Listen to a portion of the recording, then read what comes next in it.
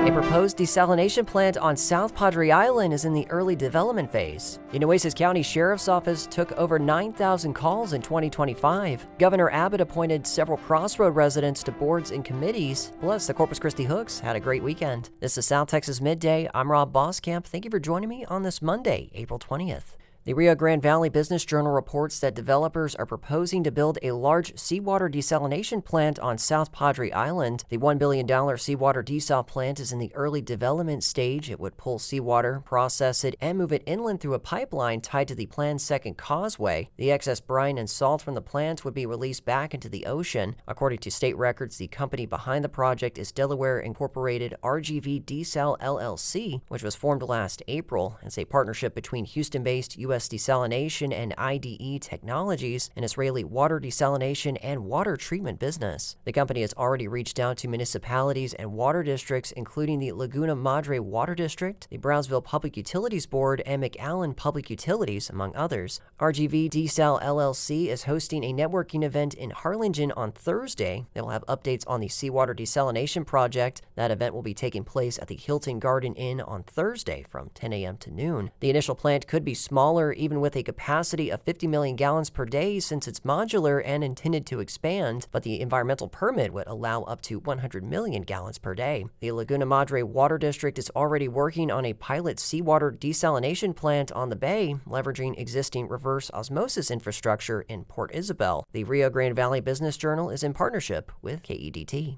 The Nueces County Sheriff's Office responded to over 9,000 calls for service in 2025. That's according to its annual report. It reveals that deputies responded to 9,089 calls for service and conducted about 5,300 traffic stops throughout 2025. Deputies responded to 256 assaults, 151 burglaries, and 23 sexual assaults. Public safety responses included over 900 accident assists and over 200 mental health calls. The report shows deputies made 236 arrests, seized 20 firearms, and recovered 4 vehicles. Investigators within the Criminal Investigation Division logged over 1,900 total reports, with over 600 of those assigned for follow-up. Drug seizures in 2025 included about 180 pounds of methamphetamine, and deputies also seized over 4 pounds of marijuana, about 56 grams of cocaine, and about 37 grams of heroin. Other confiscated items included pills, synthetic marijuana, and THC products. Last week, Governor Greg Abbott reappointed Billy Blanchard to the Governor's Committee on People with Disabilities, where he will serve a term ending in 2028. 25 News Now also reports that the governor appointed Joe Lynn Bonneau and Diane Jaroski to the La Vaca Navidad River Authority. Bonneau's term will run through 2027, while Jaroski's appointment extends through 2028.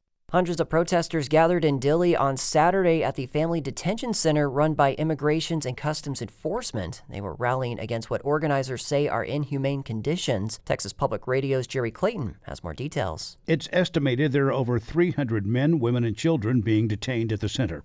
Cheryl Gonzalez with Project Unidad, one of the protest organizers, says they are focusing on children who are not getting clean drinking water, proper medical attention, and are being abused by the staff. What we want is to not only release the children, but to shut that center down. Texas Democratic Congressman Joaquin Castro recently said that since the departure of DHS Secretary Kristi Noem, officials at the Dilley Detention Center have been operating under even more secrecy and are still mistreating detainees there.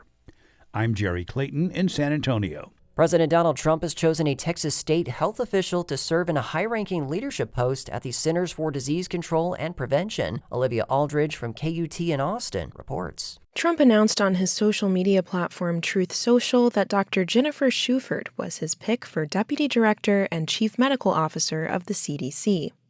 Shuford has been commissioner of the Texas Department of State Health Services since 2022.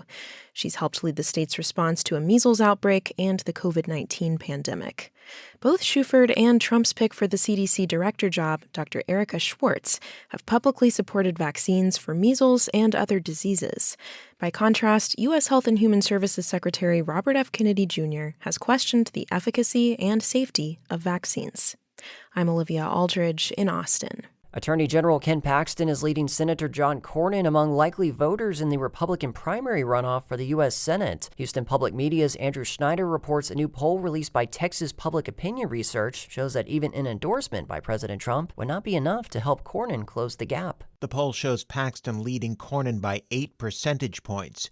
Paxton still retains a 3-point lead in the event Trump endorses Cornyn. That is in large part because the MAGA coalition in Texas in this electorate is behind Paxton. Evan Roth-Smith is with Slingshot Strategies, which conducted the poll on Texas Public Opinion Research's behalf. The president's endorsement, it would make a little difference, but it wouldn't make a world of difference for John Cornyn. It would put this race to bed for Ken Paxton in all likelihood. The poll finds the Attorney General's lead balloons to 20 points if Trump endorses Paxton.